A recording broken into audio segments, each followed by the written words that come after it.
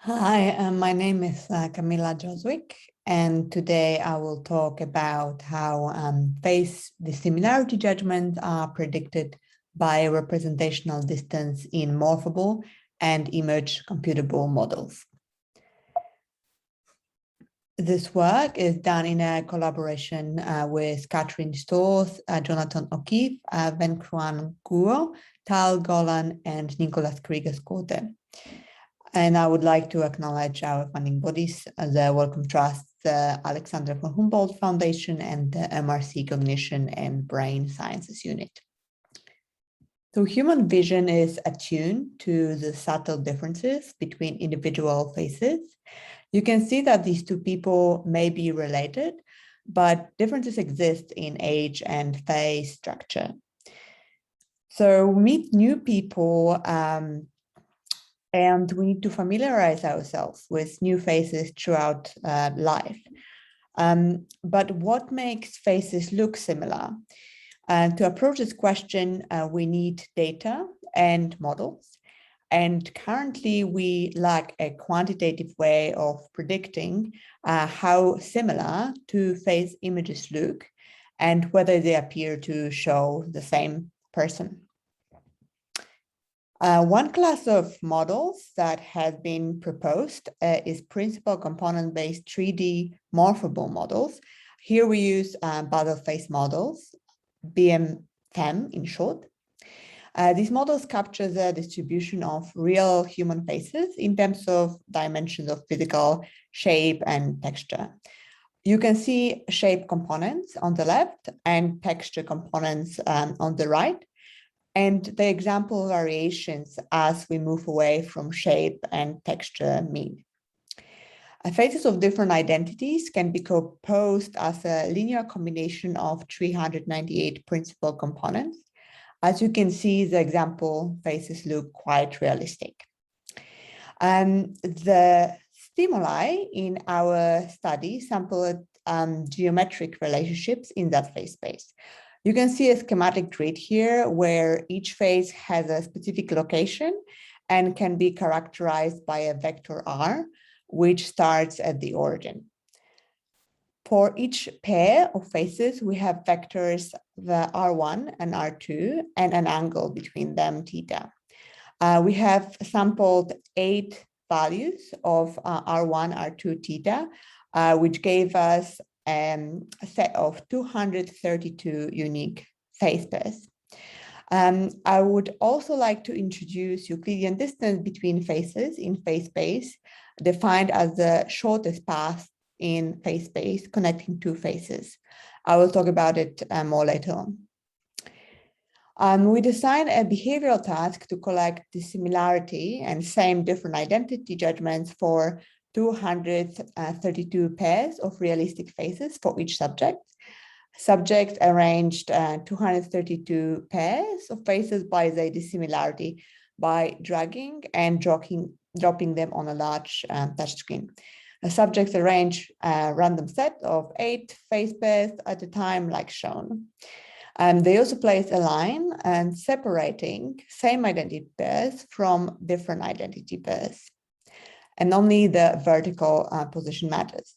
Participants were free to use the whole arena to make the arrangement, and subjects had a reference example face pairs indicating a maximum difference between face pairs and identical face pairs, so that they have points of reference while arranging face pairs.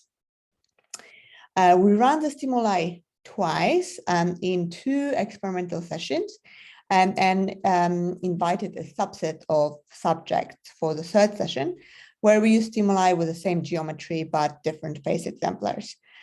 Unfortunately, there's no time to go into details about that. However, we find that geometry matters more than individual faces. Here you can see face pairs ordered according to the average rated dissimilarity by humans, from most dissimilar top to most similar bottom, visualizing every 20th face pair in each ranked set within stimulus set A and B. You can see that the faces at the bottom look very similar, At the top, they look very different with a gradient of similarity in between. This plot shows phase dissimilarity judgments as a function of the Euclidean distance in the BFM that we talked about before. We see that people's phase dissimilarity judgments were well predicted by distance in this principal component phase space, and the sigmoidal function best describes the relationship between the Euclidean distance and phase dissimilarity judgments, which means that humans perceive dissimilarity most strongly differentiated moderately distant phases and was less sensitive to differences among phases that were very far apart in phase space. We next explored identity judgments as a function of geometry within the BFM. It has been suggested previously that changing the angle in phase spaces, such as the BFM, changes the perceived identity of a phase, while increasing the radial distance from the center of the space exaggerates or caricatures the same identity. And therefore, we tested whether identity judgments could be best explained by angular, radial, or Euclidean distance. We find that identity judgments were well predicted by distance in the Basel phase model, and Euclidean distance performed slightly better than the angular or radial distance. And the next step was to see which models explain our facial dissimilarity judgment data. This is a schematic illustration of models.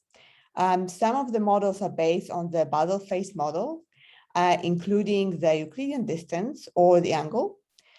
Some of them are deep neural networks trained on face identification, VGG face, or object recognition, VGG objects and AlexNet. There are some lower level models like HMax, GIST, Pixel, and 3D Mesh, and also feature location-based models called config0 that concentrate on 3D feature locations, config1 that concentrates on 3D inter-feature distances, or config2 that concentrates on inter-feature ratios.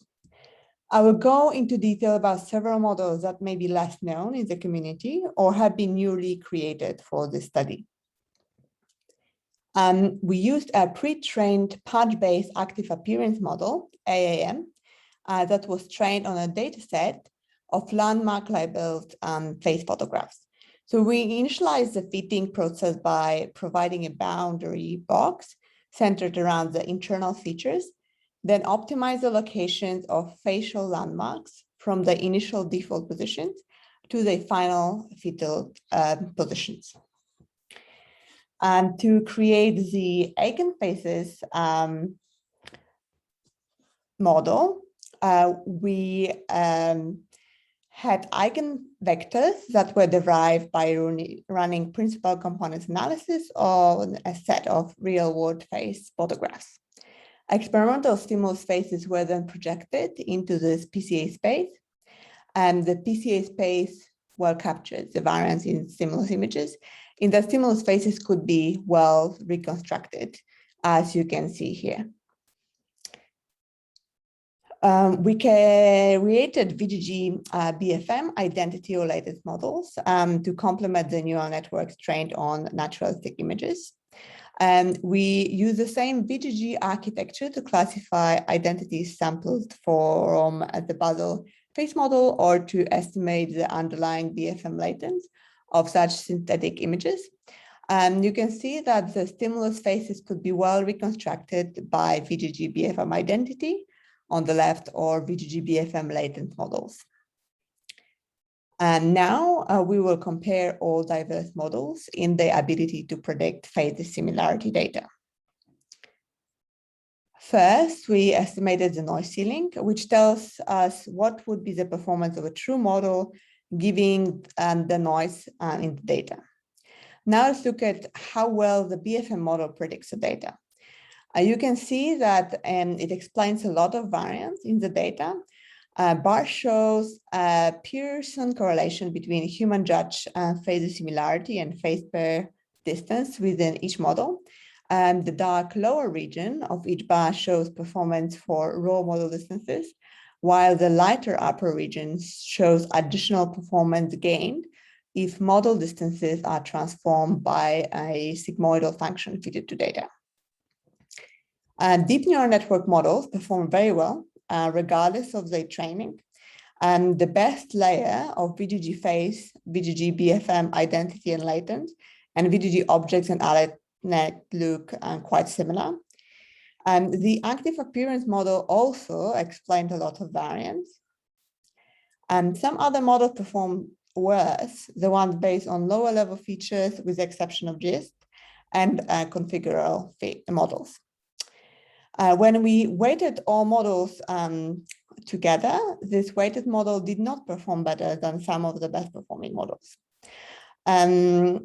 Horizontal lines show pair weight differences in model performance. And we can see that the Euclidean distance within the BFM was outperformed by VGG face and AAM, but not by any of the other models. So overall, we find that BFM distance was competitive with representational distances in state-of-the-art deep neural networks, including novel DNNs trained on BFM synthetic identities or BFM latents. And these DNN models are trained on many face identities. AMM models was trained on thousands of hand-labeled landmarks, and BFM doesn't know about identities, and it performs surprisingly well. So we conclude that the models capturing the distribution of face shape and texture across individuals are not only useful tools for stimuli generation, they also capture important information about how faces are perceived, suggesting that human face representations are tuned to the statistical distribution of faces. If you'd like to find more information about the study, we have a recent paper published in PNAS. And thank you very much for your attention, and I'm happy to answer questions you may have.